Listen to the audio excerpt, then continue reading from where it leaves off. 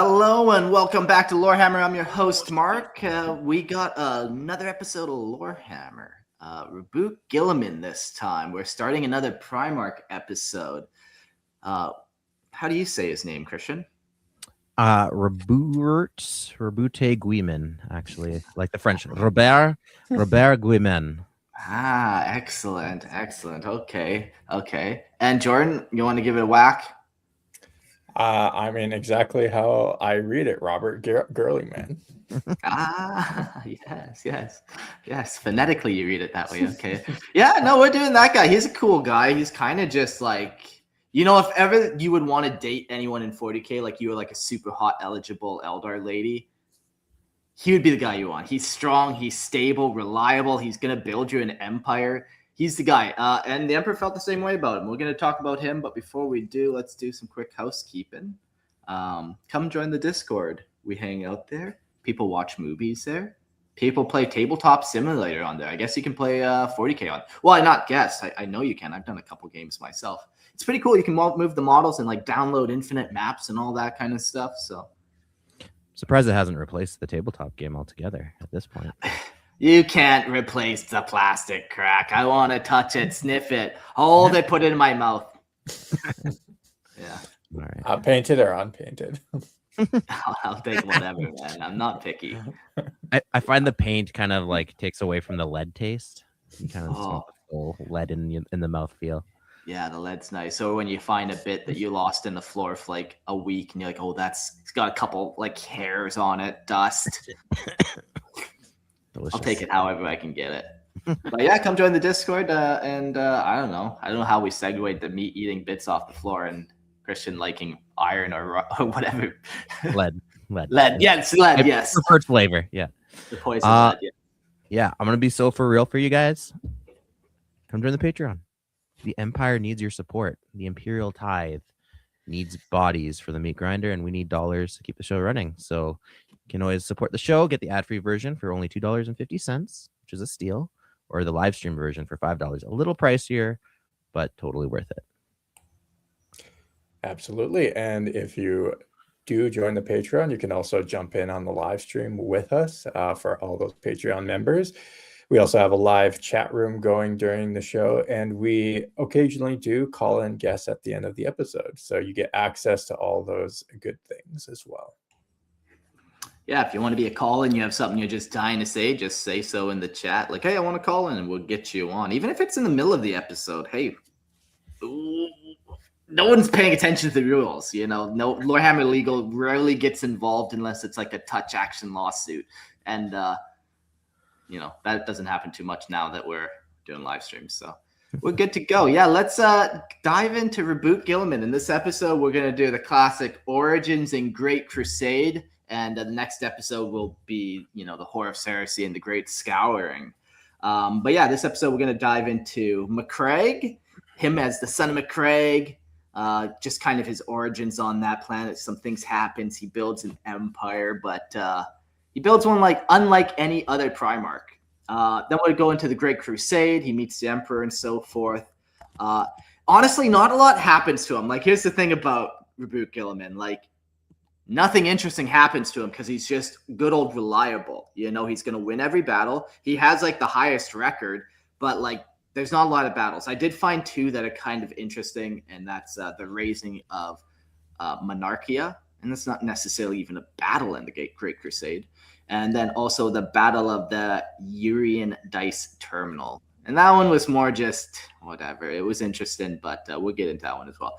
And then we'll cover his personality, appearance, war gear. And Guilliman wrote a bunch of books. Of course, he wrote the Codex Astartes. We won't talk about that one in this episode because he wouldn't have wrote it yet. But he has 4 others that we'll talk about. He's a bunch of cool quotes and stuff. So that's what we're getting into. He's a renowned and published author. Yes. Published across 500 worlds. Yes. Many talents. Mm-hmm. All right. Let's jump right into his origins and the Great Crusade. Man, now I'm saying it in French in my mind now every time I see it. It's fucked already. Roboute Guilliman, known as the Avenging Sun, the Victorious, the Master of Ultramar, and the Blade of Unity, stands among the genetic sons of the Emperor of Mankind as Primarch of the Ultramarines, the legion wrought from his design. A peerless commander and disciplined statesman who governed a thriving interstellar realm before reunion with his father, Guilliman distinguished himself among his brother Primarchs by embracing not only conquest, but construction, order forged from compliance, and prosperity rising from war. He viewed empire as architecture, war as instrument, and humanity as a destiny to be shaped through reason, in addition to commanding the largest Space Marine legion during the Great Crusade, the Ultramarines. Now, into the Primarch project. Through the disciplined record of Imperial iterators, the life of Roboute Guilliman stands clear. His youth, his rise, his reunion with the Imperium. Strip away ceremony, and truth remains. His ascent was not by accident, but architecture, order, foresight, and design. The Emperor forged 20 Primarchs from his own perfected genecraft, leaders engineered for conquest and governance alike. Each was shaped with singular strengths, honed by science and the disciplined mysteries of the Immaterium. They were not merely generals, they were instruments of destiny. The ruinous power scattered them, hurling their gestation capsules into the warp and across the galaxy. Some were scarred by that passage. Not all emerged whole. The consequences would unfold in time. Cast upon distant human worlds, each Primarch was tested by environment and necessity. Some became tyrants. Some became saviors. All were shaped by their crucible. Guilliman's capsule fell upon Macragge, a disciplined world in the eastern fringe. Yeah, so we know this story pretty good by now, 13 Primarchs in, but you have to share it anyways, but we'll carry on quickly. Before the Great Crusade, Macragge stood as one of humanity's lost colonies, governed by a dual authority vested in two consuls. It was a stern but viable world, rock-bound and austere, its terrain dominated by vast mountain ranges that claimed more than 3/4 of its surface, much of it barren and unforgiving. Once a province of a greater stellar dominion, forged in the dark age of technology, Macragge endured through long centuries of isolation with discipline and purpose. Its industries survived the age of strife in functional strength, and its people maintained a hierarchical society that valued order above indulgence. Notably, Macragge preserved several ancient warp-capable vessels suited for near-stellar passage when conditions allowed, and continued the measured construction of sublight craft even at the height of the warp's fiercest tempests. Through calculated risk and resolute governance, its leaders sustained contact with neighboring human systems despite the storm's fury. Thus, Macragge retained not only trade and communication, but conviction, the rationale, certainty that humanity persisted beyond the void, and that isolation was a challenge to be mastered, not a fate to be endured. Yeah, Macragge, it's a cool spot. It's kind of gets isolated by a bunch of warp storms. Most of the places do. It's cool how it kind of drives this idea, and I like that they kind of have the idea that there's people out there, so it's only a matter of time they can get off world again and go find some people, get some more trade going and whatever, and then they might get isolated again, but whatever. They do what they can with what they have. The sun. I picture, and I think a lot of people do, this place becoming Rome. At like its peak or whatever, we picture Roboute Guilliman wearing all the leather tassels and the Roman 6-pack armor and stuff.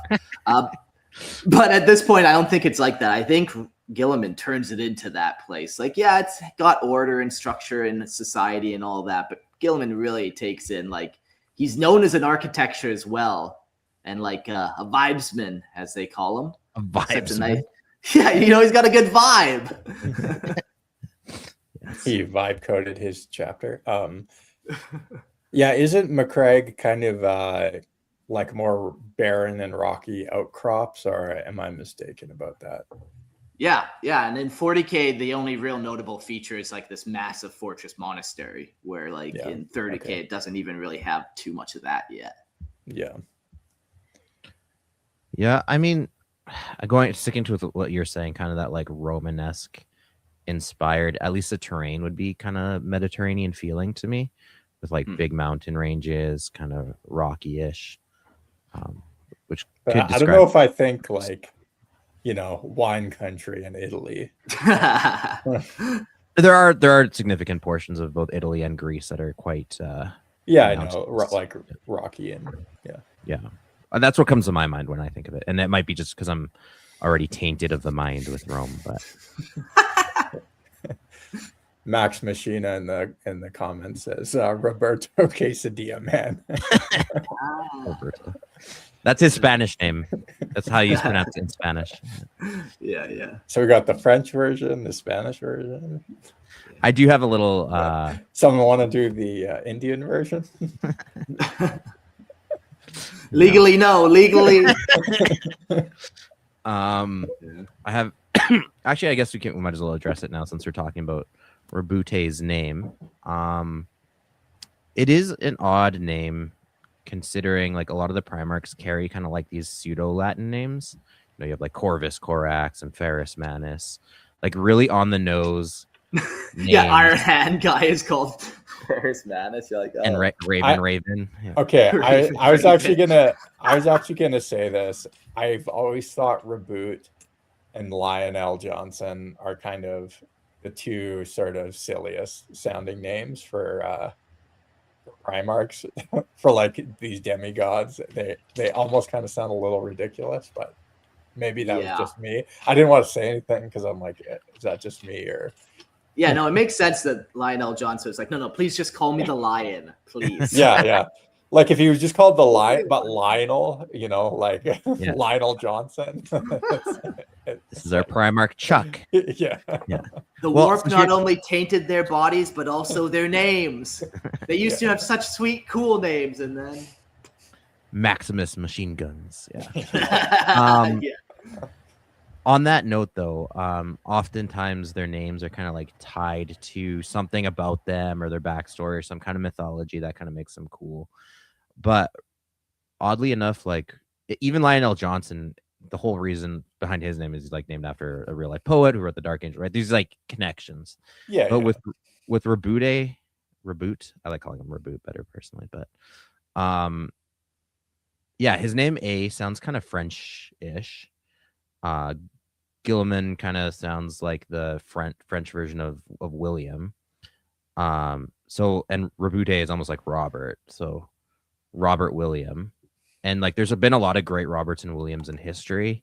So it's like, which is that just broadly because there's so many people with those names that they're kind of like referencing, or is there like a particular person in history? Which I couldn't find anything like concrete about like what his background is or what his name is tied to. There's also a Bretonian, I think the third king of Bretonia was named Guilliman, which is the same as William in French, and the Bretonians are very French coded too, which is again odd, and especially like the whole vibe of the Ultramarines and Macragge and Ultramar are all very Rome coded. Like we're saying, like you'd expect like maybe a Latin name. He looks like Julius, like common depictions of Julius Caesar.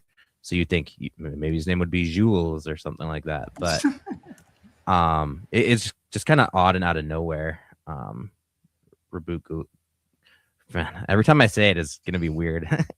But yeah, Roboute's name is kind of like weird as an outlier. Apparently, Rick Priestley has said it was a name he made up that sounded like a West Indian revolutionary in a French colony, possibly Haiti. Now that sounds like an oddly specific quote from a dude. Yeah, I mean, you know, this is one of the things I regret not asking him about when we interviewed him. Oh, goddamn, hey. Yeah, who's Roboute? And how do you Were say you guys using like an early chatbot generator for names that was spitting out those kind of names? What was happening? Yeah, it's just very strange. And also the fact that it's like French coded in again, Latin Roman-inspired faction, and that they're British too. That would have named them something French coded is also strange, but I digress. But yeah, he has that like Caesarian. Yeah. Really quickly to just another aside. I do wonder. So, did you know Ultramar was actually an oil company that has like a golden eagle and has like a golden blue Oh. logo, and go. it's based I believe out of Quebec, which is French. Yeah, but it's French, and I think it. So I pulled them up here. They were founded in 1961, so definitely predate 40K. And it's such a random thing, but like maybe someone was in Quebec, and then that's when they conceived the Ultramarines. Crawl out of the rabbit hole, Primarch. Christian. Crawl on out here. Come on, it's okay to see light every now. I'm feeling a little schizophrenic, but sometimes I wonder what the French are up to. Yeah, as any smart person would. Yeah. Anyways, sorry for that aside. Let's get back to the son of Macragge. Thus, when the fallen capsule of the Primarch was discovered by Macraggian magnates during a hunt in a nearby forest, they recognized it at once as an artifact of advanced design, not a thing of superstition or myth. With disciplined resolve, they breached its seal and beheld within a flawless human child, radiant with a controlled aura of golden light. The infant was presented to Konor Guilliman, one of the two consuls whose authority governed the most ordered and prosperous domain of Macragge, centered upon Macragge Civitas.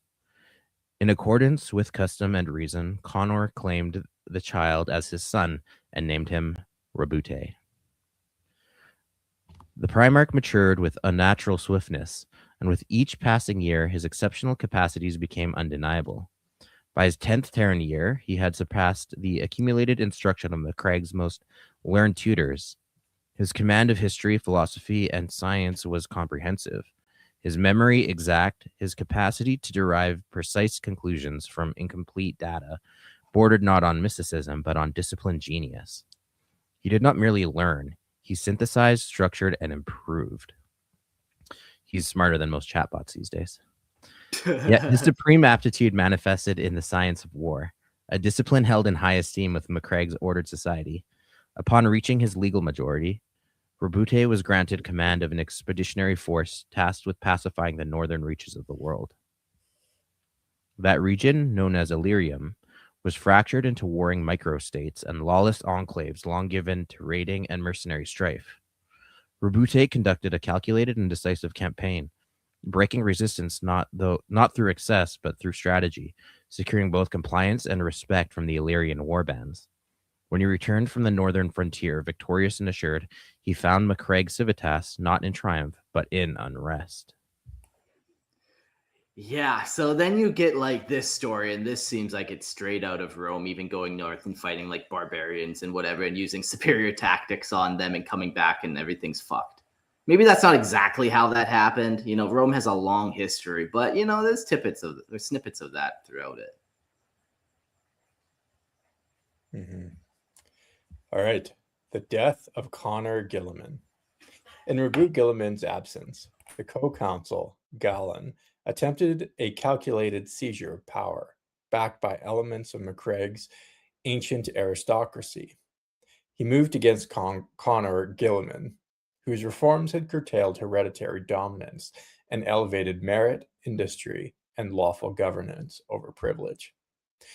Konor had compelled the noble houses to restore infrastructure, expand the capital, and grant defined rights to those who labored beneath them. He shifted authority from lineage to productivity. The people prospered. The entrenched elite seethed. As Guilliman returned at the head of a victorious host, smoke veiled Macragge Civitas. Galen's forces had struck the Senate House. Rebellion spread through riot and fire. Guilliman acted without hesitation. His troops restored order, street by street, while he advanced to the civic heart. There he found devastation, and beneath it, Konor mortally wounded. having held the defense for 3 days against treachery. With his final strength, Konor named the conspirators. Guilliman answered not with uncontrolled fury, but with disciplined resolve. The revolt was dismantled methodically. Mercenary hosts were crushed. The cost of sedition was made unmistakable. Gallen and the principal architects of the treason were publicly judged and executed. Lesser accomplices were condemned to rebuild the city that they had endangered. Justice was corrective and absolute. Assuming the mantle of sole consul, Guilliman dissolved the corrupt aristocratic order. Lands and titles were stripped from the faithless. Advancement was bound to loyalty, competence, and service. Soldiers and citizens who had stood firm were elevated. Governance became merit, codified. Macragge was reorganized into a disciplined state. Its economy rationalized, its technology distributed, its military reforged into a modern instrument of planetary defense. Under Guilliman's command, Macragge did not merely survive rebellion. It emerged unified, one people, ordered by law, advancing with purpose beneath his deliberate and unassailable rule. Cool. Yeah, like most of Primarchs, he gets his planet in line. I wonder what level of technology they have here. Like we were talking about, they do have warp-capable craft and stuff. But, you know, it could be Dark Age tech to them that they might not understand. And they might still be fighting with swords and stuff, you know? What do you think? I know there's books on it. Do they kind of mention it at all? I try to avoid Ultramarine literature personally, so I can't speak to that. It's too codified for you? Yes. Yeah. I don't see... I mean, like, Angron's world is also very Romanesque. And they have pretty advanced tech. So I don't know. I don't see why they wouldn't have like modern / sci-fi tech personally. Yeah, and maybe like even this last little bit was its economy rationalized, its technologies distributed, its military reforged into a modern instrument of planetary defense. And I reworded that slightly or whatever, but you know, the concept is maybe they had just some technology. Like, yeah, they have warp-capable craft and like combines, but they might not have laser cannons because they've never really needed it or something like that. Or it's only reserved for a couple people or something like that. Let me tell you, military tech is the first tech to improve. Everything else follows from there. Okay. So. Yeah, I've seen humans. I've dealt with them a couple times. Yeah, okay, you know what they're like, those greasy bastards. Fuck, I hate them. Yeah, the comment says, I think they have intersystem warp jumps like another Blue Man group. Yeah, we did mention that, like, they do have those craft or whatever, but yeah, just because you have one technology, especially since you're from the dark age of technology, doesn't mean you have access to all the technology that led up to that technology, you know? All right. Well, he gets his planet in line and creates Ultramar. As Roboute Guilliman prosecuted his northern campaign in Irelia, the Emperor's Preceptia Imperialis fleet of the Great Crusade translated into the Espandor system in approximately 832 M30. So that's where Roboute Guilliman is from, the Espandor system. Excellent. It's all coming from the Espandorians. The Emperor learned a disciplined world ruled by a reforming council and his extraordinary son. In that account, he recognized the unmistakable mark of one of his lost Primarchs. Some have argued that the Emperor's arrival in the distant eastern fringe, far from the primary axis of the Crusades' advance, was no coincidence, but the product of design or precedence calculation, or prescient calculation. Whether guided by foresight or strategic necessity, his presence in the region would soon prove consequential. Yet events did not unfold according to immediate design. As the Imperial fleet advanced toward Macragge, violent warp disturbances surged across the void, isolating the system and several neighboring stars from approach. The Imperium itself imposed delay, interdicting even the Emperor's product. or progress. Confronted by forces that demanded patience rather than defiance, the fleet withdrew to await favorable conditions. Nearly 5 standard years would pass before contact could be at last attempted under stable passage. In the intervening years, though, Macragge was remade. It emerged a world defined by symmetry, discipline, and productivity. Its cities rose anew in marble and steel, monuments not to vanity, but permanence. Its army stood in ordered ranks fully armed and systematically supplied, preparing not merely for defense, but for deliberate expansion beyond their native sphere. Yeah, so Guilliman gets going quick and hard. That's the best way to be. Yeah. Like I was saying, he kind of brings that like Roman vibe to him, though. He brings like super order, symmetry, discipline, productivity. Like he brings or architecture eventually too. And civil war, unfortunately. Mm. Really, it's Guilliman's fault that the Horus Heresy happened. Hey, Little known fact. Yeah, that's true. Hey.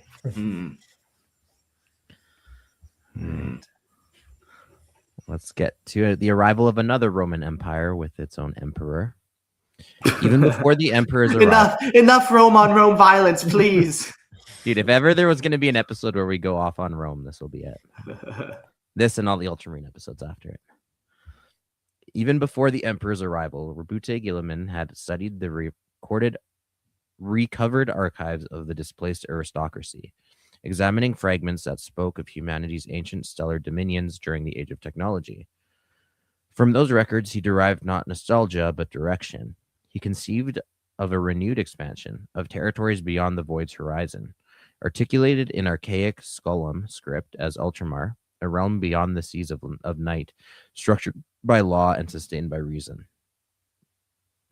By calculated initiative, he enacted his vision. Within the warp-shielded enclave surrounding Macragge, disciplined fleets established secure and patrolled trade corridors with neighboring systems. Resources, citizens, and knowledge flowed inward, strengthening the core. Where instability threatened the wider region, swift and contained campaigns imposed compliance and restored order. Expansion proceeded not as a reckless conquest, but as a strategic consolidation. Yeah, I mean, that pretty much defines how the Ultramarines do business. They're not just like war front, burn everything in their path, and then consider it conquered. They're actually like building systems as they go that kind of create a positive feedback loop back to Ultramar. Yeah. When the Emperor at last beheld what his lost son had achieved in 837 M30, he found not a warlord grasping at dominion, but a ruler who had already constructed it. Their meeting required no careful tempering, no restraint against savagery. Unlike some of his more tempestuous brothers, such as Leman Russ, Ferrus Manus, Mortarion, and Vulcan, Guilliman received the truth of his origin with clarity.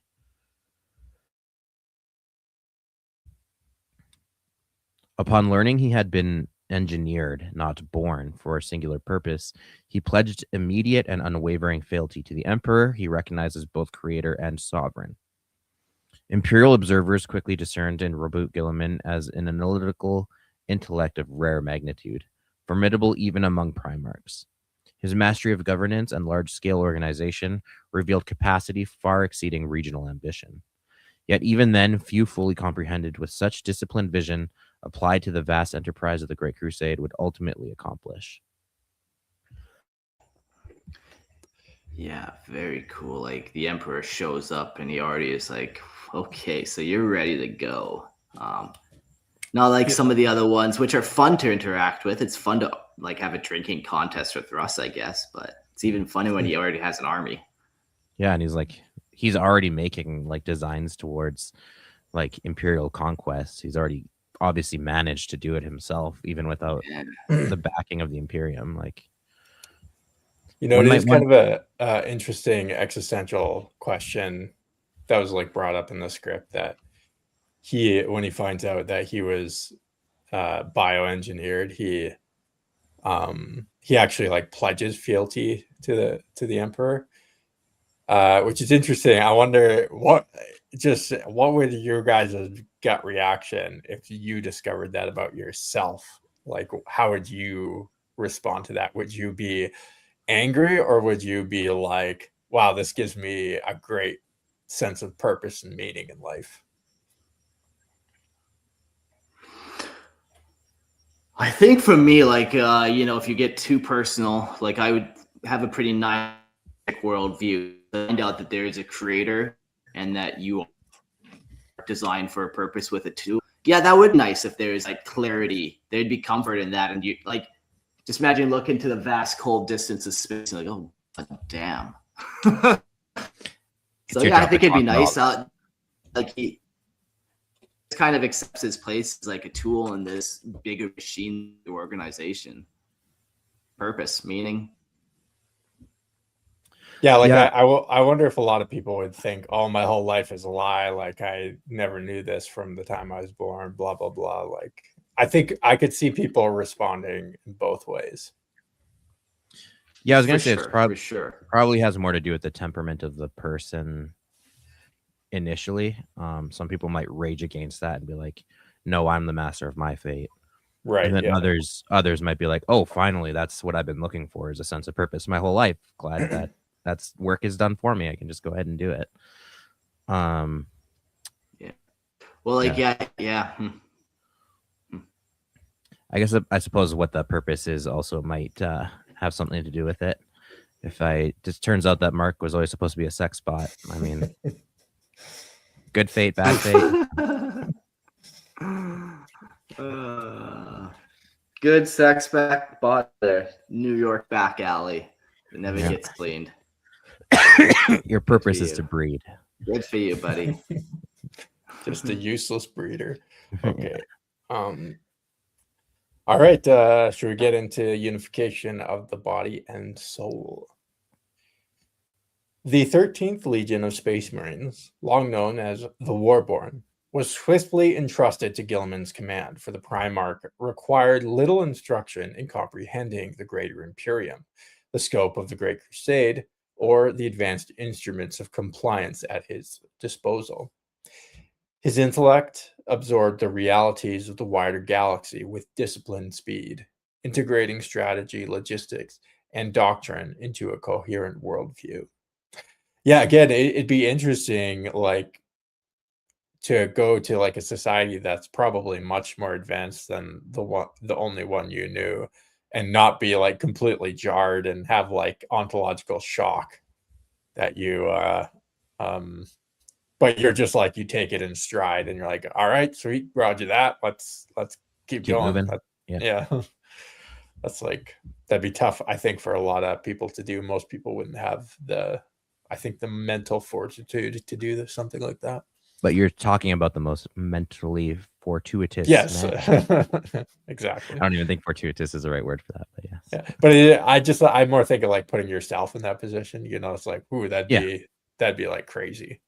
Yeah, if I told you tomorrow that yes, aliens are real, this is their advanced tech, throw you into the middle of like a whole universe that you didn't know existed, and also this is your purpose and you're a sex robot, like that's a lot of information. Even in that universe, you're still a sex robot, eh?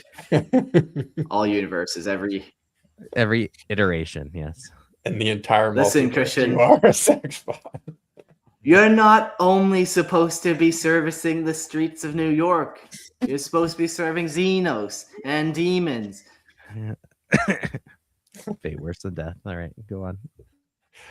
The 13th received him with disciplined pride, recognizing in Guilliman not merely the gene sire, but a unifying authority.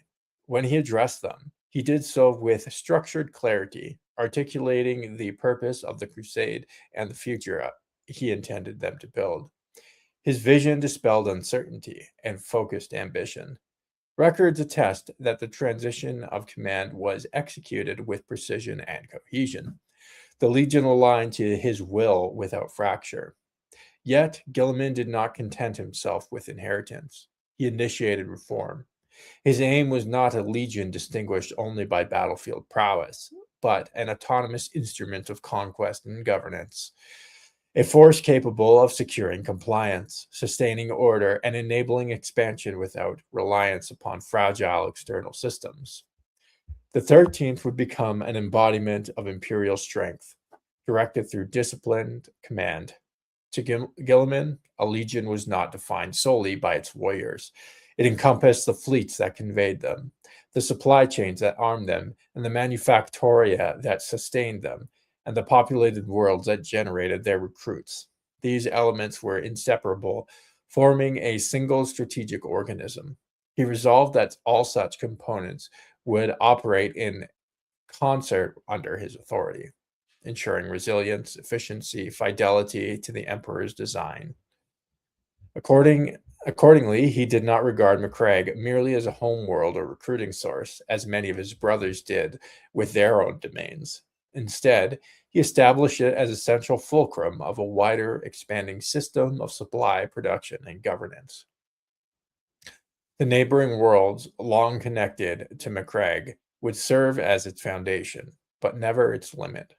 Thus began the deliberate construction of what would be known as the realm of Ultramar, a project measured not in campaigns, but in decades. It would expand methodically, strengthening in structure and cohesion, until the first treacherous blow of the Horus Heresy sought to test its foundations. Nice. One brick by brick, they slowly build. Then you build safe roads. Nice. Then you tax the citizen. You build more roads for them. And you have so many roads, and you can transport yourself anywhere. It's perfect. It's an infinite feedback loop. You pay taxes for more roads, and more roads lead to taxes. It's a perfect system of governance, Jordan. Is it now? Don't mock it till you try it, Jordan. It's not cute, okay, buddy? I think we've been doing it for quite a long time, actually. Yeah, Guilliman seems like, of all the places in 40K, he actually might have the spot, especially in this era where, he's not going to those places and destroying and rebuilding. It's like, hey, we can make this place better. This is how. He already has all the plans laid out. He's like, yeah, you don't even have to say there's a god emperor or nothing. Just come be productive.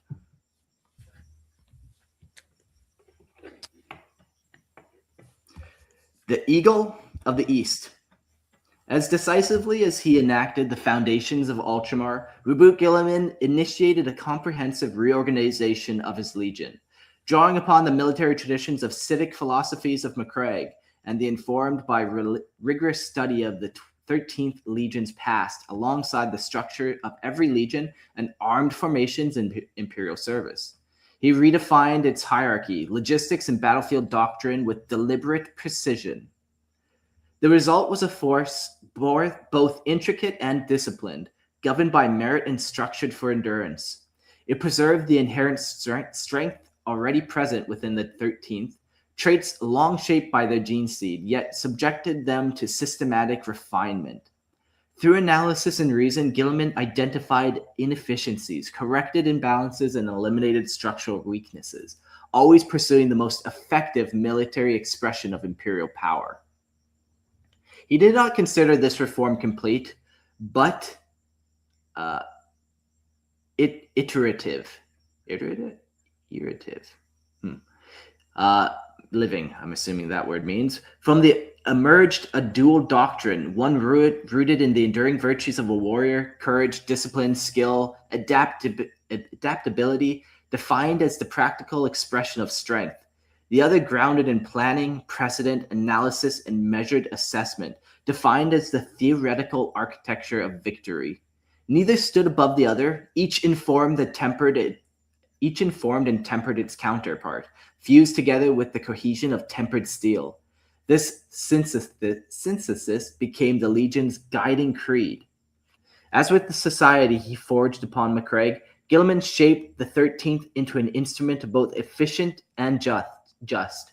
Individual ambition was subordinated to collective purpose, yet no legionary life was to be expended without necessity. His doctrine maintained that every warrior loss diminished the whole. Preservation and decisive action were not contradictions, but strategic imperatives.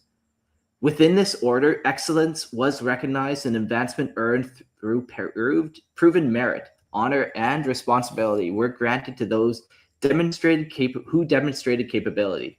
Yet obedience to established command remained absolute. The transformation was visible as well as structural. The Legion's livery was standardized to deep blue adorned with gold, symbolizing unity and authority. The ancient Ultima glyph, recovered from pre-isolation stellar charts of the Ultramar region, was adopted as their sigil, binding them to the expanded domain they represented. With the names Ultramarines, Guilliman and the Legion committed themselves to carry the Great Crusade as far as required until its purpose was achieved. Yeah. Crazy.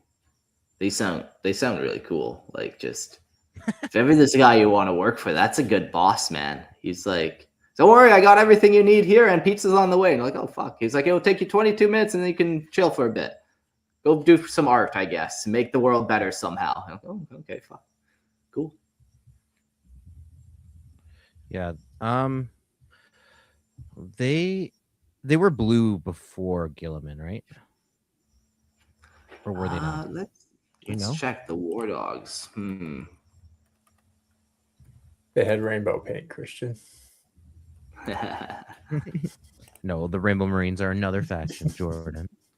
Yeah. They it's interesting too that their symbol was this like ancient rune or glyph that they found, which I like to think might have accidentally been an Omega that was just accidentally upside down and they found it and they're like, oh yeah, that's totally a U. Or they found an more ancient relic from Terra, the Indianapolis Colts jersey, long buried. Long buried ancient relic from a game called Sports Ball. I don't think there's a lot of information on the War Dogs pre Warborn. Yeah. It's because you're looking up the wrong. Yeah. Fucking dumb idiot. This is why I'm not in management. You were thinking of War Hounds too. Yeah.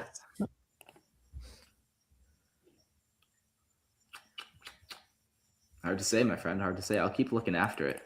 All right. Well, while you do that, let's get into the Great Crusade. Here we have a quote by Guilliman himself. I'm sure there are many of those floating around. The warrior who acts out of honor cannot fail.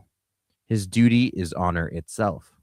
Even his death, if it is honorable, is a reward and can be no failure, for it has come through duty. Seek honor as you act, therefore, and you will know no fear. Yeah. It's a pretty good quote, actually. I feel like our society has trouble understanding like honor, like historically, from a historical perspective. There are still cultures out there that still have honor cultures, but I think a lot of Western societies don't quite understand honor anymore, or kleos and time, as the Greeks would say. But it sounds like a pretty generic quote, but if you know like historical ideas of like honor being like this real, almost tangible thing that you could like have, and yeah, I don't know. That's just my feeling while I was reading it. I tend to have those sometimes. I don't like it. Put it away. Get that shit away from me. I don't know if this is a Warborn, but I'm pretty sure it is. Kind of black with blue. Black and blue, eh? They got beat up a lot. Hard to say though. All right. With the sole exception of the Luna Wolves, no legion matched the Ultramarines in the number of worlds brought to compliance, the speed of their campaigns, or the stability imposed thereafter during the Great Crusade. Guilliman did not regard conquest as complete upon victory. He remained until each liberated world possessed a functional defense network, structured governance, viable industry, and integrated trade routes binding it to the Imperium. Advisors were appointed to ensure that civil order, economic productivity, and the welfare of the population formed the enduring foundation of compliance. Yeah, honestly, like he gets a lot of flack for being like boring and stuff, but these are like the important things about conquest. Like again, we've said it before. He's not leaving behind like burned out ruins and like destroyed cities. He's like building infrastructure and economy and tying it back to the Imperium and making these like really solid investments that won't have a reason to rebel. Or I do appreciate that he's very much like a systems thinker. You know, every society is a complex system, and managing a complex system is how you keep that society from falling apart. And I do think that is actually, like, again, it's not the sexy part of, wouldn't be the sexy part of a story, but just, you know, sort of including it that he does do that, I think adds just a layer of like believability to at least one of the Primarchs, because their role is so important, and they're not just you know, badass warriors, but like they actually have a little more depth, and they do like the really important stuff that is necessary in building an empire. Yeah, you have to be smart to be a great general for sure, but like this is a different level of intellect than what he has, you know. And yeah, all the Primarchs have kind of that same tier, like so far above what any human can do, but then he takes even that further step. But yeah. In A Song of Ice and Fire, they like, I think George R. R. Martin kind of contrasts like a powerful warrior king like Robert Baratheon. Like he's a really good fighter, but he's a crappy ruler. And then there's other people who are like better rulers, and oftentimes they're like appointed by the king, because the king obviously you don't always get to pick. But the king can appoint someone who is like very civic minded and is able to, like, hopefully if you have a good investment in who you choose, is like wise and actually does the real day-to-day ruling of the kingdom, right? The king can sit on his throne, make his proclamations, do this and that, and get the credit, but it's like that hand of the king who like actually does all the administrative work that makes this operation run. And Guilliman is both a great warrior and a great king. a left and right hand he has. Oh, so special. Yes. Concurrently, Guilliman. Sorry, was I reading? I got lost there. Yes. Yeah. Okay. Concurrently, Guilliman refined Macragge and its surrounding systems into a highly efficient military and administrative nexus.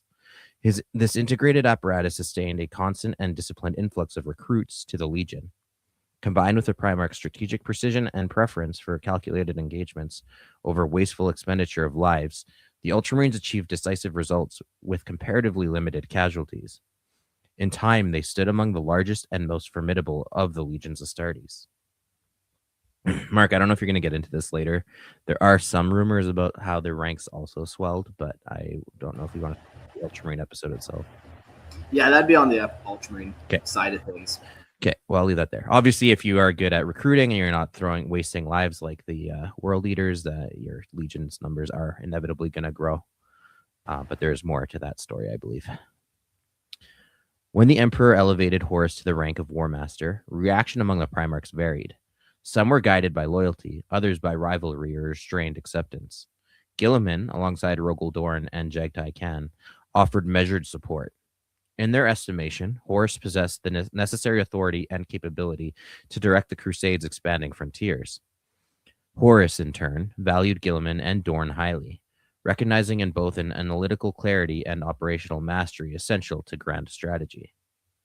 Privately, Guilliman accorded particular respect to Dorn, Sanguinius, Leman Russ, and Ferrus Manus.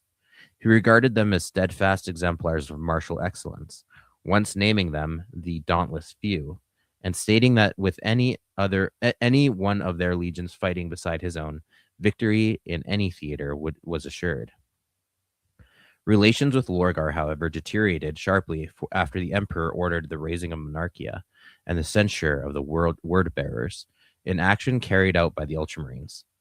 Guilliman executed the command precisely and without outward dissent, affirming imperial authority before Lorgar. Yet he did not undertake it lightly. The use of his legion as an instrument of rebuke troubled him, and he recognized that the act had driven a lasting division between the Ultramarines and the word-bearers, one born not of strategy, but of principle. Yeah, so we're just getting a snapshot of Guilliman and his relationship with all his brothers. Yeah, and like he is good with everyone. He's just one of those guys. He's hard to argue with. He's not very controversial. He's probably got a good opinion on whatever topic you have to ask him about, whether it's like philosophy or like war or just whatever the Primarchs are interested in. Like, he'll know about it. Yeah. He's whatever. There's a joke about him having autism somewhere in there, and that's how he acquires so much information. But who needs to make jokes about Primarchs? You know, they were really goofy. All right, let's get into the Ultramarines. During the Great Crusade, the Ultramarines operated as a disciplined instrument of expansion, distinguished not merely by battlefield success, but by systemic mastery. Under the command of Roboute Guilliman, they waged war with calculated precision, deploying overwhelming force where required, yet avoiding wasteful attrition through planning, coordination, and logistical superiority. Every campaign was conceived as a sequence within a larger design, compliance secured, infrastructure stabilized, governance established, and integration into the Imperium ensured before advancing. Their strength lay in this union of martial excellence and administrative foresight. The Ultramarines believed that victory was not destruction alone, but the imposition of order that would endure. Courage and discipline defined the individual legionary. Structure, adaptability, and reason defined the legion as a whole. They did not fight for glory or spectacle, but for permanence. Each conquest another deliberate step toward a unified, rational Imperium. Quote, "They shall be pure of heart and strong of body, untainted by doubt and unsullied by self-aggrandizement. They will be bright stars on the firmament of battle, angels of death whose shining wings bring swift annihilation to the enemies of man." End quote. Primarch Roboute Guilliman about the Ultramarines. He's very good at writing like heroically and like propagandistically. Some might say inspirationally, Mark. He's like the 40K Seneca. Yeah. Yeah. The Looper College. Yeah, the Ultramarines, they get a lot of guys going. Sorry, Christian. They get a lot of guys going in the Great Crusade. Like, I think they had like 200,000 at one point. Yeah, I think it's 250,000 if I'm not mistaken, but you could probably look that up. In the chat, the Looper Call TV says Roboute's mottos should be spreadsheet, conquer, TED Talk. Works in the war room, works in the bedroom. And yeah, I mean, if you want to be a good sex bot, you gotta. Oh god! All right, which Xenos, Christian, is your favorite to fuck? Is it like the Thyris, that like squid one that's like all about the performance? You know, very elaborate sex spotting there, or do you have to work up to an even? No, first of all, it's a sense of duty, so I have no preference. But Tyranids for sure. The point is to breed, Mark, and Tyranids are hands down the most breedable Xenos.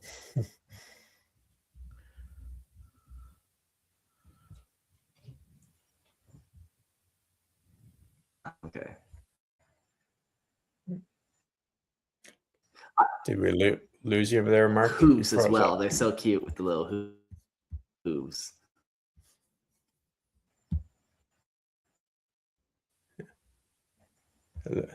All right. Breeding, and it'll work itself out. In its totality, the realm of Ultramar is founded upon discipline, industry, yet avoids the corrosive excesses that affects many of the manufacturing centers of the Imperium. Production is structured, efficient, and regulated to be preserved long-term viability rather than expended worlds in pursuit of short gain. The infrastructure of each system reflects deliberate planning, industry integrated with expansion aligned sustainability.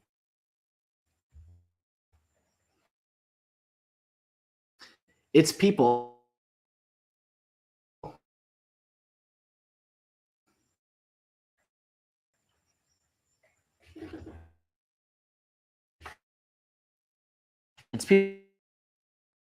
people by a culture that esteems contribution and disdains industry, by carefully maintained agriculture, regions and oceans cultivated for sustenance, securing its own raw materials, food supplies, and industrial capacity. This autonomy ensures resilience against distribution and strengthens the cohesion of the greater whole. In stability, prosperity, and structural integrity, Ultramar stands as a model. Its order, the result of foresight. Its abundance, the product of design. With its integration into the Imperium during the Great Crusade, Ultramar was structured as a realm within a greater whole, bound in loyalty to the Emperor, yet granted operational autonomy under the direct authority of Roboute Guilliman. All within its borders were Imperial subjects, but Guilliman stood as the supreme governor, responsible for harmonizing regional governance with a wider strategic aim of the Crusade. Authority flowed downward with clarity of purpose and upward with accountability.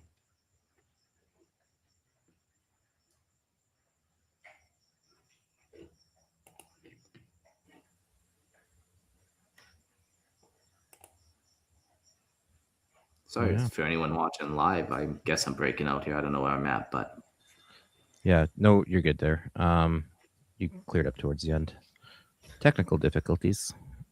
If only Guilliman was in charge of our internet, this wouldn't happen. God. Yeah. All right, let's get into the authority and leadership. In the era when Ultramar encompassed 500 worlds, Guilliman instituted the office of Tetrarch, appointing 4 senior lieutenants drawn from pivotal systems to oversee major territorial divisions. This framework ensured distributed oversight without fragmentation of command. Beneath the Tetrarchs operated Imperial commanders, many with close ties to the Ultramarines, ensuring coordination between civil administration and military authority. Individual worlds were governed by noble houses, whose legitimacy derived from service and loyalty to Guilliman as Lord of Macragge. Their mandate extended beyond the tithe and levy.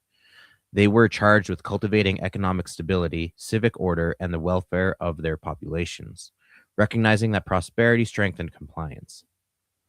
Though many worlds retained feudal structures led by established houses, these operated within a codified system of obligation and oversight.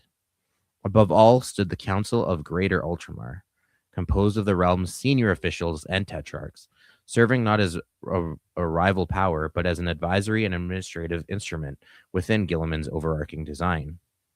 Ultramar was thus neither independent nor subordinate in weakness. It was integrated, ordered, and governed according to principle. Yeah, it's actually kind of cool with the Ultramarines. They have a level of integration with the civilian population. Oftentimes you'll find Space Marine chapters are like very either segregated from the civilians. They kind of live in their fortress monasteries away from people and then just kind of like descend from the heavens to recruit and then go back. Whereas the Ultramarines are like very integrated with the governance of the 500 worlds, which is a pretty unique facet to them. And obviously that ties to the Primarch and how he runs things, but he also trusts like his lieutenants to be governors as well as warriors. So, yeah. All right. Someone will battle of the Eurydice. Is that how you guys say it? Eurydice Terminal. Determined to answer the severe losses inflicted upon the Ultramarines by the Osirian Cybirds during the Osiris Rebellion, Roboute Guilliman initiated a calculated campaign to locate and eliminate the elusive Xenos threat. Numerous investigations and abandoned trails preceded a success until intelligence reports confirmed contact at the Eurydice terminal, where the warhounds under Urad Krug had encountered vessels matching cyber configurations while engaged against the orcs of the Glortian Empire. Guilliman redirected his forces without hesitation, intent on decisive resolution. Upon arrival, the system was a desolated theater of atomic devastation. 7 cybirds constructs maneuvered amid the chaotic engagement with orc warfleets, while the remnants of several warhounds held positions aboard the battle cruisers Cold Cerberus. They reported that the cybirds had subjugated feral orc populations through psychic domination and sought to extend a similar control over the Imperial defenders of Eurydice. Guilliman committed his legion to relieve their allies, yet made clear that the eradication of the Xenos command would be undertaken by the Ultramarines alone. Through prior analysis of the cybirds' methods, Guilliman had identified the fulcrum of their strength, the directing intelligences rather than the enthralled auxiliaries. He therefore ordered concentrated assaults against the alien vessels themselves, executing a rapid boarding offensive under heavy macro cannon exchange. Guilliman personally spearheaded the advance. Within the ships, the cybirds manifested as pallid semi-corporeal forms, gaunt without their exo armor, yet ferocious in resistance. Invictari Terminators established the breachheads and pressed inwards with disciplined precision.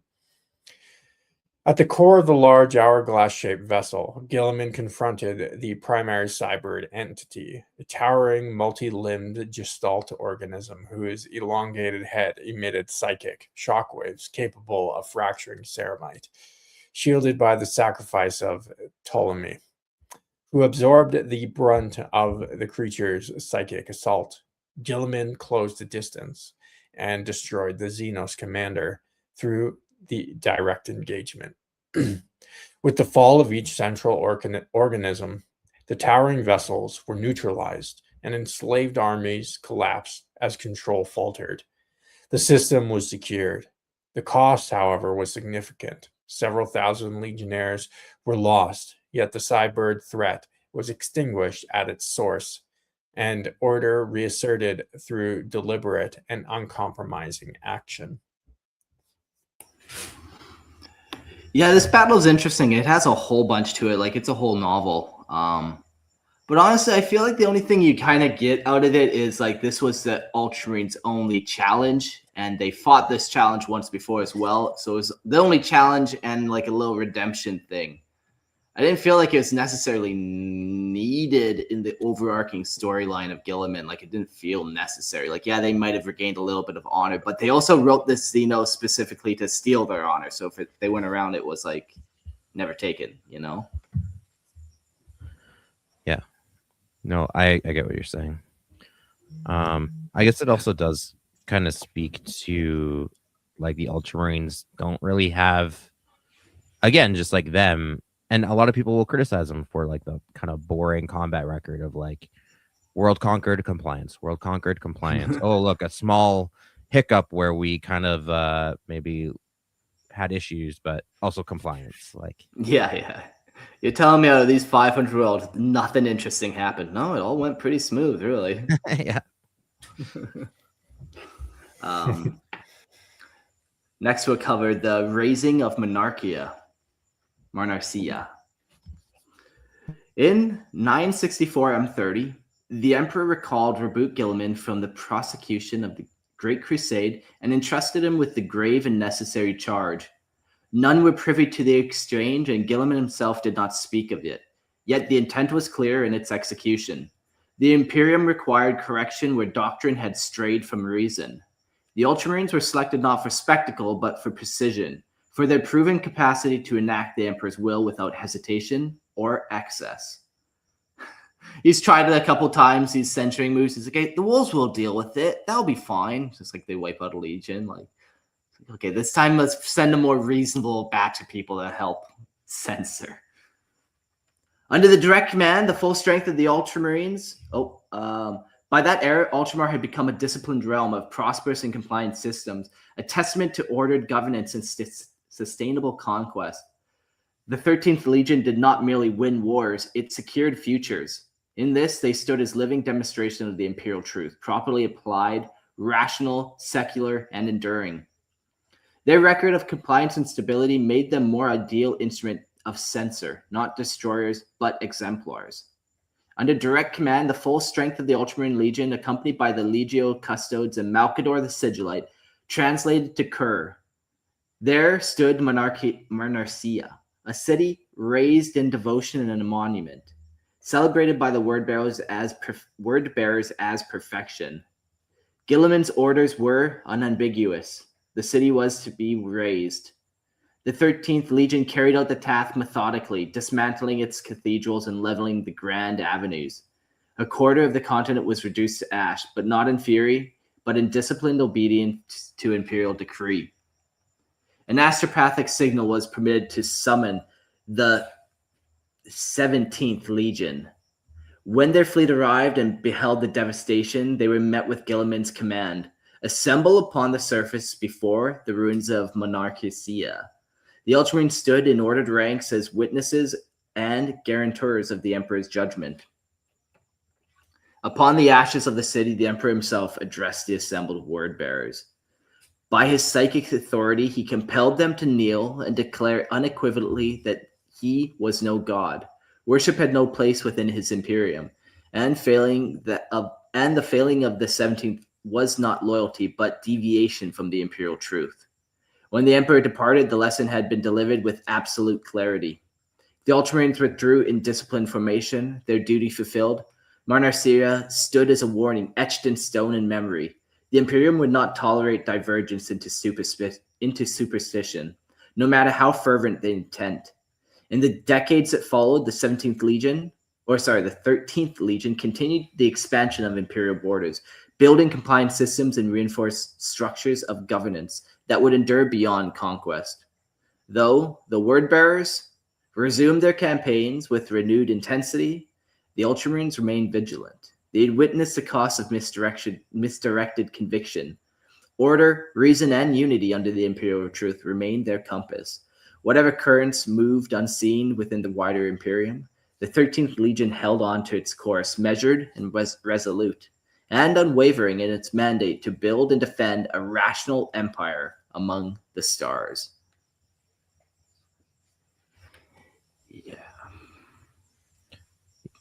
Yeah, it's a pretty pivotal moment that drives this wedge between Lorgar specifically and Guilliman that will re-emerge during the Horus Heresy. But remember this moment. I find it funny, Mark. You kept correcting it. You said it right, Monarchia, and then you kept correcting yourself the wrong way. Curse my fat tongue. Yeah, it was designed for purpose, Mark. This is a crazy scene, though. The Emperor gets there, commands an entire legion to kneel before him. It's kind of stuff like that where I'm like, but what the fuck happened with the Horus Heresy then?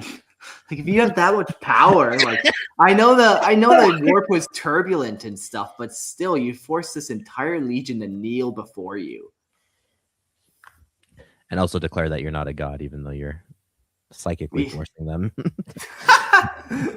Yeah, talk about gaslighting, eh? Yeah. But also, yeah, you're right. Like, that's the problem with power scaling at 40K. Yeah. Like, the Emperor has these, like, could annihilate whole planets with a thought, and then also struggles against Horus and the whole Horus Heresy. So, you know, you get what you get with mythology, I guess. Yeah. Inconsistency is what you get. Do you have another thought? It's an interesting moment too for the Ultramarines. Like they don't really take it to heart themselves in the moment, but it would have been weird for them because they're not really known for, like, as we've talked, going and raising the city. Yeah, that's true. It's not their way. Yeah, and I get why the Ultramarines were chosen. Like, at this point, yeah, they've tried to censor a couple of times and it seems to go sideways. So yeah, maybe a little more rational. But yeah, then he levels the city with the Ultramarines. Yeah, it just seems odd.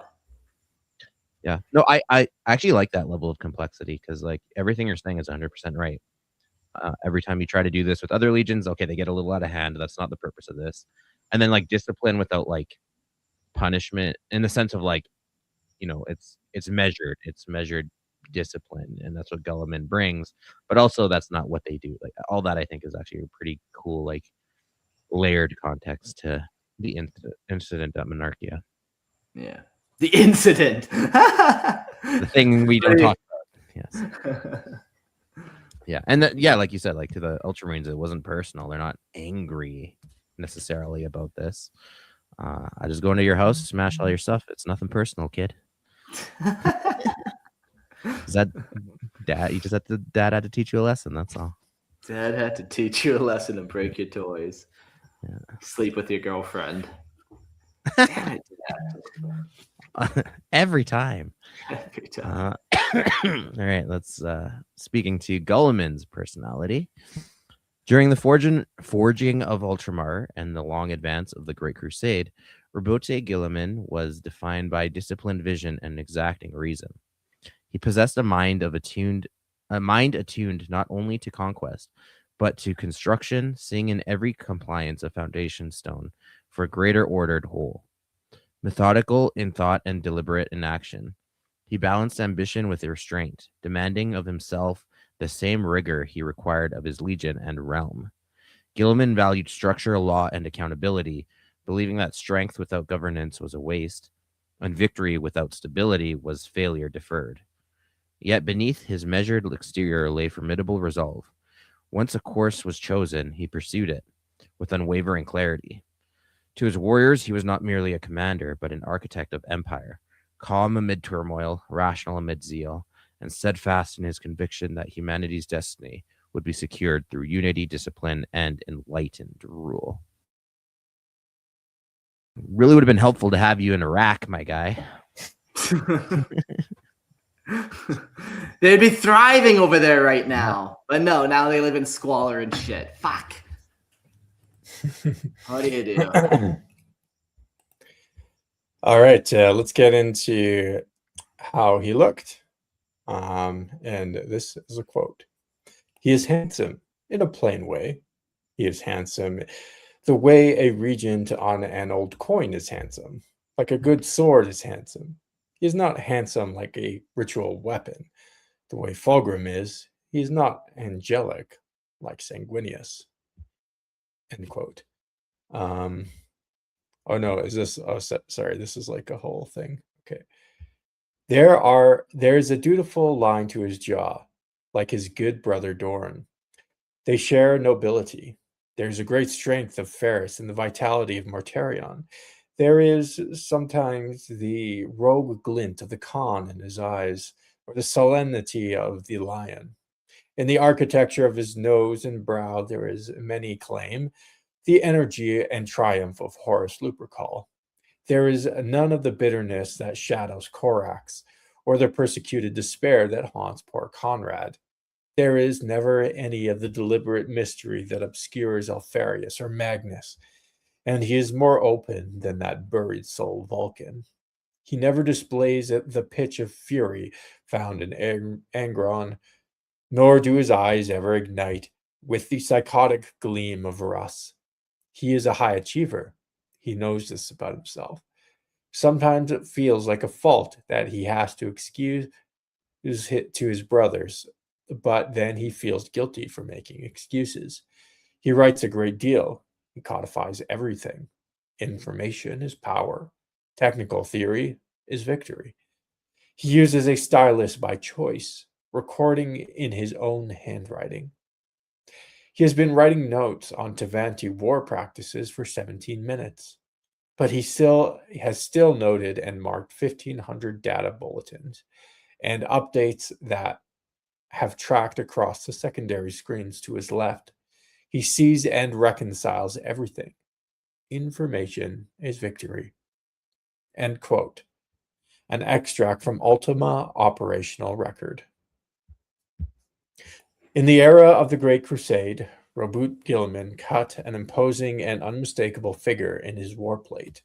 Clad in master-wrought cobalt armor, chased with gold, he bore the regal precision of a statesman, fused with the lethal authority of a warlord. The artifice plates were immaculate, every surface maintained to parade standard even amid campaign. marked by the sigil of the 13th Legion and the laurels of compliance.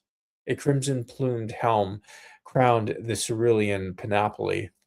When worn, though often he went bareheaded among his sons, revealing stern patrician features and a gaze of cold, appraising intelligence.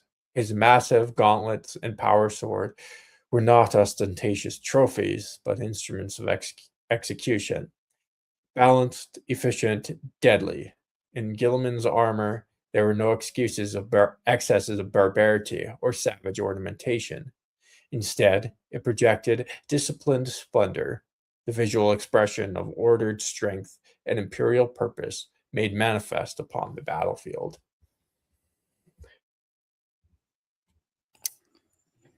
Very cool. Yeah, he's just wearing blue. Hey, Christian, have you ever seen his 30K helmet before?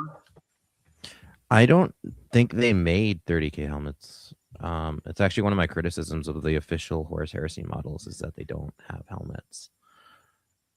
Yeah, like they describe it pretty good, and that's like a nice quote out of a book. But like, yeah, yeah, this almost has a cool conversion for it, but it's not. yeah, none of them are official. Even Vulcan, his helmet actually appears on the cover of a book, and they never made a miniature with the helmet option. Obviously, Guilliman now has a helmet option in his 40K iteration, but yeah. I do like it. Yeah, his I do actually quite like his Horus Heresy model. That original, standing on those like marble slabs. Yeah. Pretty cool pose. He's a good model. He's a good dude. It's funny how they call him plain looking though, because I wouldn't say he's very plain looking personally, but yeah, he's wearing a bunch of gold. yeah. Still a pimp daddy. Yeah. He's very majestic. Yeah, regal, some might say. Like it's drawing on again that like Caesarian imagery, right? Like Caesar, like glorious imperial posing. Posing. It's all about the pose. Yeah. It's all about the pose, man. You can elevate even an average looking dude with the right pose. If he wasn't pointing, how would I know where to go? Exactly. I'd get lost. I wish I had like an art degree and I could like describe how his pose is like no, not like art. Yeah, okay, like that Caesar Augustus pose right there, that first one. But there's all this like meaning and depth to like why his arm is in this certain angle, and I just don't have the background in art to pretend to even know that stuff. But I'm liking this one. The Emperor. No, but I just saw one of the Emperor and Guilliman sitting on a cloud together, like Adam and God. Yeah, that's the one. Okay. Yeah, when you blow it up, there you are. I saw it in the flash. Yeah. That's the one, eh? I actually is that Guilliman or is that? Yeah, that's Guilliman. Can you send that to me? Actually, I kind of want that. I'm gonna put it on my desktop at work. That's so funny. Okay, it's sent to you, my friend. That's so funny. Enjoy. Yeah. I don't want to hear what you do with that. It's your business now. You're kind. Yeah, you're putting it in a chat bot and you're like, take off Guilliman's armor. Now do the Emperor. All right, let's talk about the Guilliman's armor, jumping into his war gear. During the Great Crusade, Roboute Guilliman's war gear was not assembled for ornamentation, but for purpose. Each component selected, refined, and maintained as part of a coherent instrument of command. His master-wrought artificial armor integrated advanced augur arrays and cogitated link systems, allowing him to perceive and direct the flow of battle with calculated precision. The Hand Dominion delivered crushing force at close quarters, while his gladius struck with disciplined exactitude, embodying speed and finality. Even his sidearms were engineered beyond conventional tolerances, their munitions crafted to exacting standards within the forge worlds of the 13th. To the Ultramarines, their Primarch's panoply was not merely a collection of weapons, but a unified arsenal of reasoned war, technology, and the will combined to enforce unity, restore order, and secure the Imperium's expanding frontier. I imagine he's a good all-arounder, eh? Like he's got the power sword for speed, or the gladius, the power fist to hit hard and slow. He's got his, I know what he uses as a sidearm, just a bolt, like obviously some kind of mastercrafted bolt pistol. Yeah, and he has it like dialed up. Yeah, but yeah, he kind of like covers, like again, it's the way he plays, I imagine, kind of is him as a person, just like a good all-arounder, which Yeah. broadly speaking, he gets a lot of flack for. Again, people will call him boring or whatever, but Yeah. you gotta I have would some. imagine though, like he would be one of the better ones, if not one of the best. Like I know he's a good all-rounder, but like he's so smart, man, and that's such a benefit. Like I don't know, he just seems like if you can outthink your opponent, you're gonna beat them. Yeah. No, I think on tabletop, if I'm not mistaken, he was up there. He wasn't number one for sure, but I think he was Yeah. up there. And you're right, there is something to say about, like, being smart when you fight as much as anything else. Like Angron, I'm sure could be baited into some pretty simple traps and things. But again, he's not like the best at any one thing, but that also is his strength in his own way. You know? Like being able to adapt, being able to think through problems, not being able to be outsmarted by your opponent. Like all those things are all to his favor for sure. Yeah. Right. Let's break down his arsenal here. You have the Armor of Reason. The Armor of Reason was born by Roboute Guilliman, Primarch of the 13th Legion, and within the Chronicles of the Ultramarines, it was known as the Ever Reforged Panoply. It was understood among the Legion that Guilliman permitted no imperfection to endure. Whenever battle revealed a flaw, however slight, the armor was recalled, revised, and strengthened. No weakness was tolerated twice. Across the years of the Great Crusade, its form evolved through deliberate refinement, shaped by the highest arts of Mars and informed by the counsel and craftsmanship of his brothers, Vulcan and Perturabo, before the coming of the Horse Heresy fractured the Imperium. Yeah, so he gets like the two best engineers and armor smiths, and it's like, hey, make my armor better. Like, that's a smart move, my guy. The Hand of Dominion. The Hand of Dominion was a power fist born by Roboute Guilliman throughout the Great Crusade. Its integrated bolter a seamless union of precision and force. Oh, I didn't realize it was embedded in his fist. It's kind of like Calgar. Yeah. Among the many weapons at his disposal, this was the one most often seen at the forefront of compliance and censure alike. Forged to surpass the highest standards of the Imperium, it was not merely an instrument of war, but an extension of deliberate authority. To the Ultramarines, it stood as a visible expression of their Primarch strength, measured, controlled, and absolute, embodying the disciplined might with which he enforced unity across the stars. Gladius and Candor. The Gladius in Candor was the radiant silver blade carried by Roboute Guilliman during the long advance of the Great Crusade. Among the many weapons at his command, it was a sword most closely associated with his presence upon the field of war. Forged to a standard beyond reproach, its edge reflected both craftsmanship and purpose in equal measure. To the Ultramarines, it was more than a masterwork of war. It was a symbol of the Primarch's authority, precise, resolute, and unwavering, a manifestation of disciplined strength brought to bear in the name of unity and order. Cool little sword. I like that it's huge though. Like if a normal human picked it up, it'd be like a claymore size, like not just a little gladius. Yeah, in the hands of a Primarch. Yeah. The Arbitrator. The Arbitrator was a heavily modified combi bolter favored by Roboute Guilliman when engaged in open battle. It was named by the Primarch for the judgments it rendered, each discharge a decisive settlement of resistance. Engineered to tolerances comprehensible only to the most exalted Archmagos of the Mechanicum, if nonetheless answered flawlessly to Guilliman's grasp, wielded with the same controlled precision a legionary might display with a sidearm. Its bolt shells were individually wrought by the foremost ordnance smiths of the 13th Legion's forges, each round fitted with refined micro-atomantic compression warheads, munition crafted not for spectacle, but for finality. Micro-atomantic compression warheads. Is that saying they're kind of like mini nukes. Yeah, I suppose the atomic aspect of it. Yeah, Yeah. automatic. Let's put that word into Google Is and that a see real if science word or is that a 40K science word? yeah. See if somebody comes knocking on my door here. Hey, you can't be doing that. You gotta stop building those nuclear reactors. Ever since Eric put us on the map, telling the whole world, Yeah. nuke. Fuck, they take that really serious now. Fuck. We all got Specific nuance or narrow identities within the broader aromatic spectrum. These, that's beyond my pay grade. I'm closing that tab. I don't need to learn about that. That doesn't even you want sound. to learn. Yeah, it sounded like something aroma based. You're telling me Guilliman's shooting spectrum bullets at people? Come on, it's pretty gay. The Cognis Signum.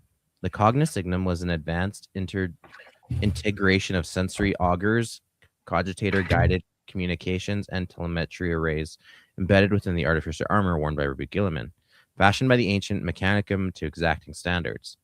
This system expanded his perception beyond the limits of flesh, refining battlefield data into clarity and actionable insights in real time.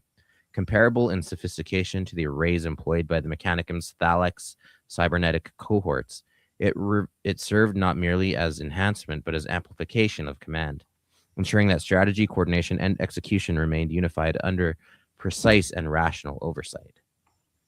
So yeah, he's just got like a computer system built into his armor that helps him manage the battlefield, directly communicate with people. Like, yeah, he's not only fighting his battles face to face, but he's also managing the whole battlefield from his suit of armor. Just makes sense. This is a cool paint job of them. Do you like the all gold? Is it a little much? I'm blowing up my screen here. 1 sec. Oh yeah. I do like the Primarch's alternative color schemes. I don't know. Sometimes it just makes sense. Like I've seen, especially with the 40K version of Guilliman, I've seen him like in all white, kind of marbled armor, in all black armor, in all gold armor, in the standard Ultramarine blue armor. I think I kind of like if they have like a more ceremonial alternative armor. I always think that's cool. I don't know if that's necessarily war Penelope, and then they got like their parade armor. Yeah. I think that's cool. I don't know if that's necessarily what that is, but if that's like the theme, then I think that's pretty sweet. It seems a little like maybe impractical bringing a full gold suit into war, but I don't know. With a body like this, you don't need armor. Yeah. On that note, Mark, you want to send me that picture too? Oh my god, that's so funny. So that's his war gear. Now we got a couple options here, and maybe we'll let the chat decide how do we want to read Guilliman's bibliography. We got a bunch of quotes here. Do we want to read you guys to bed? We could just read through these and not interrupt you with our thoughts, so you can just now fade into the night. Or maybe we'll do that. We'll just kind of all pick some and just slowly read through it and see if we can lull people into sleep with thoughts of wisdom. They'll wake up refreshed, smarter, and ready, willing to wage war, hopefully. Make sure to add some music to some ambient music to the post. Yeah, Lupical, if you can do that, that'd be sweet. Just we'll try to lull people into sleep with some book talk. All right, we'll start then with his bibliography. Throughout the Great Crusade, Roboute Guilliman committed his strategic doctrines and governing principles to carefully structured treatises, composed not as abstract philosophy, but as practical frameworks for enduring empire. These works codified the conduct of war, the responsibilities of command, and the integration of conquered worlds into stable, productive systems. Written with clarity and precision, they reflected his conviction that victory must be systematized if it is to be preserved. Among the Ultramarines, these texts were studied as extensions of their Primarch's will, living documents intended to refine judgment, standardize excellence, and ensure that discipline and reason would outlast any single campaign. Bedtime Tale 1 on war. In any battle, great or small, the most insignificant of terrain and the most worthless of ground can, for minutes or perhaps hours, become so valuable that the blood of heroes and the wealth of an army supply does not outweigh it. The true general knows when such a price is worthy of spending, and when the butcher's bill is sheer folly to pay. The writings of Roboute Guilliman. To conduct battle on two fronts is an act of either desperation or utter foolishness. In such an arena, it is neither skill nor firepower that brings victory, but the ability to manipulate that of your enemy. Codicil, 1923. Notes towards martial codification. Battle is not a state to be entered into lightly. Battle is always painful and always comes at a price. So the astute commander never commits to battle unless no other options remain. Once that commitment is made, once the phase of execution or primary condition has begun, it must be done with the utmost efficacy. A rapid application of overwhelming force to obliterate your enemy as quickly and completely as possible. Do not give him the time or space to react. Do not leave him with any material or opportunity that he can use in a rallying phase.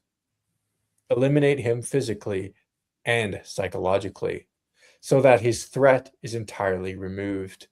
Kill him with your first shot. Utterly annihilate him with your first strike. This may be considered the application of attack in its purest form. That was part 4.1 of the codification. This is the next part. That was 1B. This is 1C. It is necessary to, under some circumstances, even in extremist actions of compliance, to methodically destroy an opponent's infrastructure along with the opponent himself. Sometimes an emphatic military victory is not enough. Sometimes the very earth must be salted, as the ancient texts put it.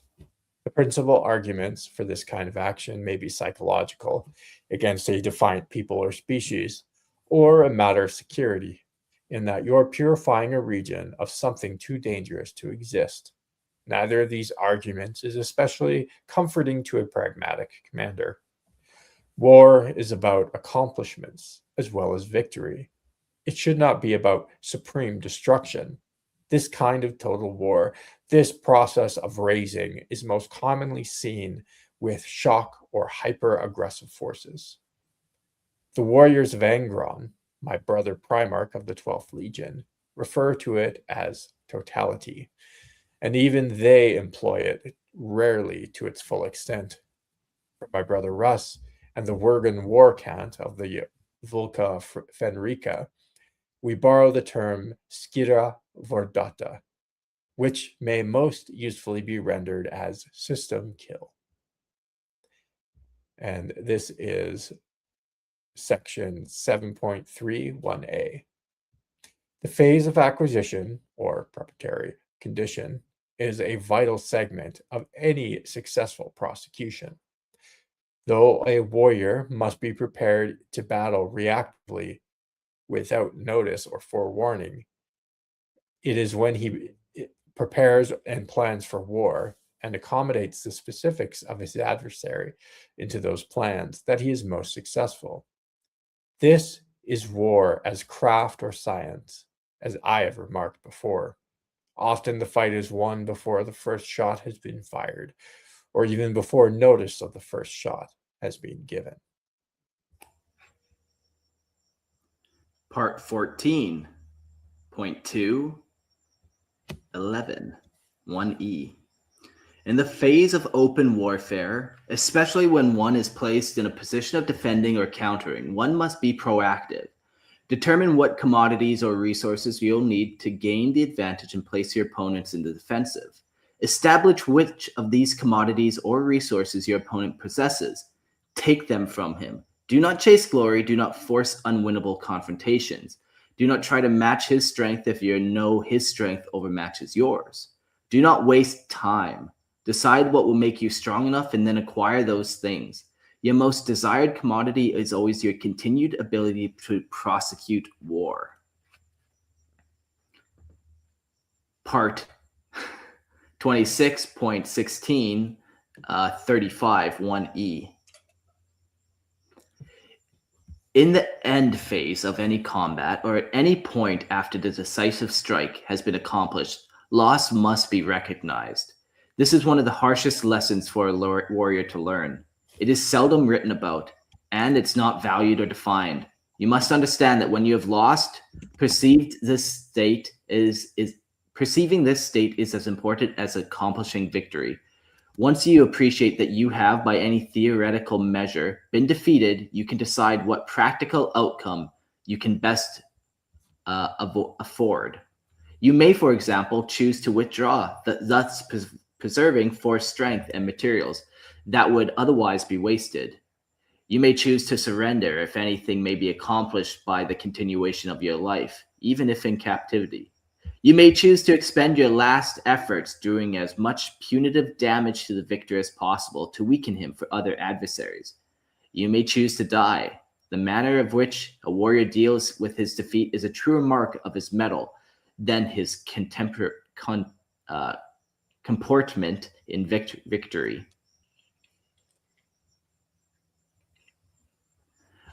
Everything is an enemy.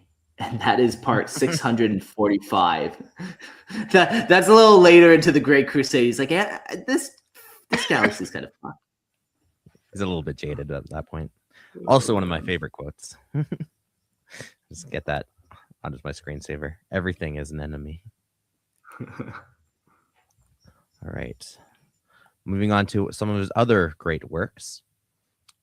Models move and fight in units made up of one or more models. Every model within 2 inches horizontally. No, I'm just kidding. I was going to say it's one of his great tactical writings, but I just read that from the Codex. How to play Warhammer 40K. No. The Apocrypha of Scaros. Let them bestride the galaxy like the gods of old, sheltering mankind from destruction at the hands of an uncaring universe. And these are just excerpts. There's no, doesn't say where to find them in this fictional book. Quote, a captain leads from the front. By his example shall his men know what it is to be of the Adeptus Astartes, and from his teachings shall they learn the trade of battle in the Emperor's name. No ordinary man can a captain be, for many are the paths to victory, and he must be master of them all. His very being shall be an extension of the Emperor's work. With every strike of his sword, with every word of his speech, does he reaffirm the ideals of our honored master. He will vanquish darkness and heresy with every thought, word, and deed. So shall his coming be a sign of deliverance to the dutiful, and a herald of dismay to all traitors. No living man shall stay his wrath. End quote. Quote, of the tactical space marine, bedrock of his chapter, and paragon to his brothers, I shall tell thee, he shall be steeped in the lore of battle, and schooled in all manner of weapon and strategy. With combat blade, bolt gun, and grenade, he shall assail the foe. But these are mere tools. The tactical marine's true weapons are his courage, his wits, and his dedication to his brothers. He will bring his foe to battle in a manner and a time of his choosing, never himself caught unready or ill-prepared for the task at hand. In defense, he shall be stalwart as the mountain. A bulwark stood firm against the enemies of man. In attack, he shall strike with the wrath of the immortal emperor, felling the foe without mercy, remorse, or fear. Yeah, this is actually a pretty cool. It does it very much rings of like Sun Tzu or Seneca, if anyone's ever read those sort of ancient texts.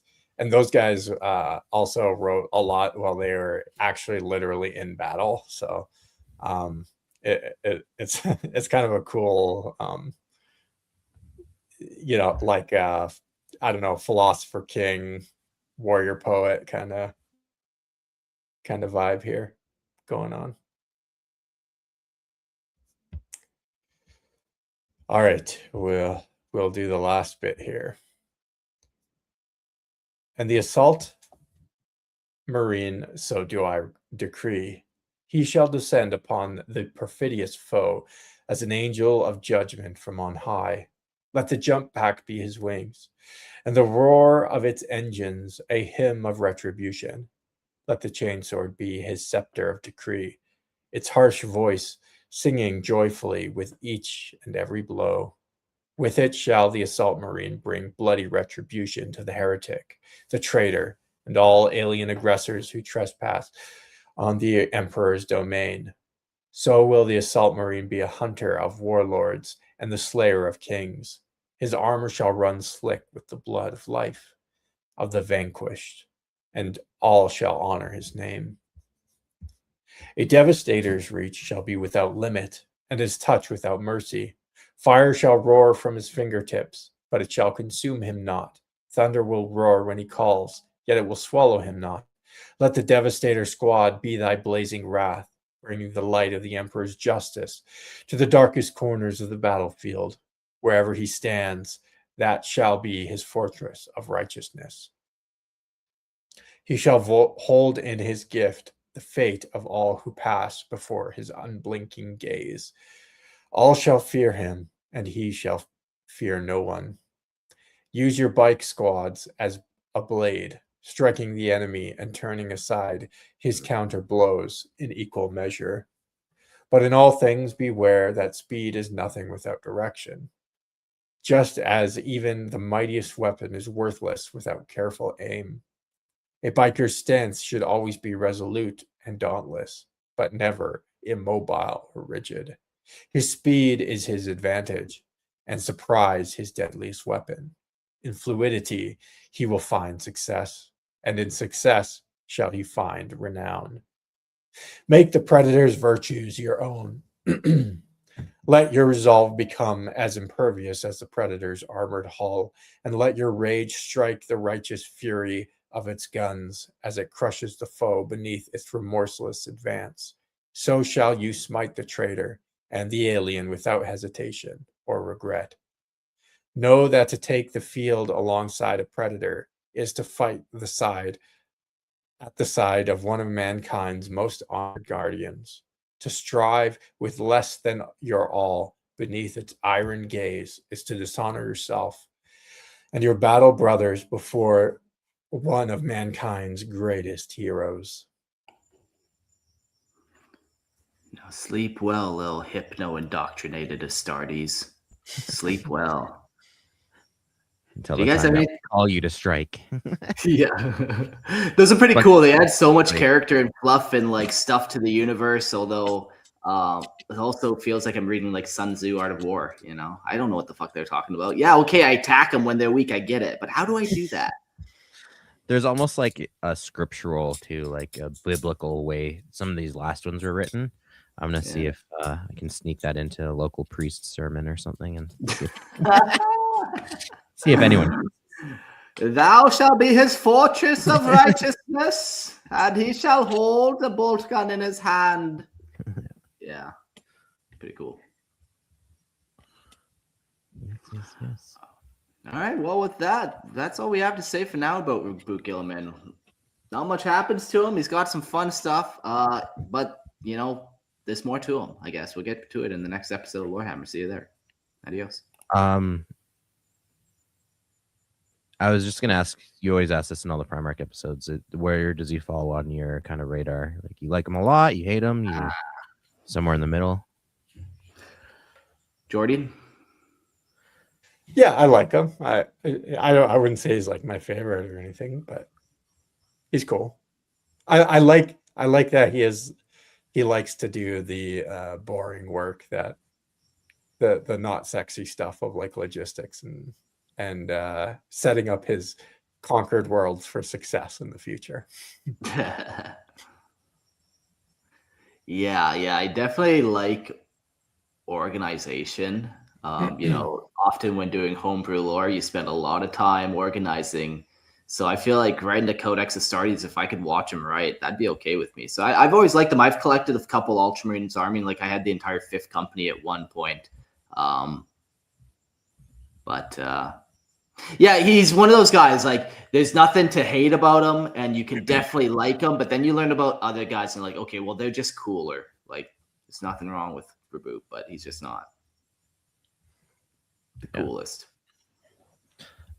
His Rome aesthetic really does do it for me, though. On top of all the other stuff you guys are saying, he's up there for me. Yeah, maybe. Like yeah, look right there. He's in a toga. Like, oh yeah. Yeah, like they. Yeah, he's up there. He's not my favorite. Maybe like top 5, I would say. You want to send that one to me too? Anyways, yeah. Wait, has he just been in the Blue Man group this whole time with his armor? Yes, it's the same body. Yeah, but yeah, he, like I said, he's not my favorite. I guess he lacks that like distinguishing factor for me, which is kind of like why people would accuse him of being boring or whatever. I wouldn't go so far as to say something crazy like that. However, yeah, he's up there for me. Like in 40K, it's built on like myth and going over the top and being extreme. Like he just almost doesn't feel like he fits the setting entirely. Now I kind of like what happens to him in 40K. It's very grim dark because he builds this utopia and then comes back. It's like, what the fuck did you guys do to the place? No one bothered to sweep once. You know? Yeah, that is one of my favorite quotes of 40K is that like Guilliman dismayed kind of when he comes back. Yeah, I think he's an interesting character in that like he is this like bulwark of like reason and stability in such an over the top universe and setting. Although I will say there is a lot of like from the authors kind of this sense of like superiority in like the reasonness I get, like kind of that edgy atheism type attitude. Is my feeling about him. Like, no, it's a funny belief to have when they're like literal gods trying to eat your soul on the reg. Yeah, and he's like, yeah, like reason will prevail kind of thing. Anyone isn't always sunny watcher. Now quick, shoot lightning bolts out of your hands. Yeah, exactly, right? Like, but no, yeah, like I said, top 5 for sure. Right, top 5, that's nice. Okay. He's like, what do you mean? I gave you independence and you made my 500 worlds a shithole. Yeah. Yeah. What happens when you take a 10,000 year nap, my guy?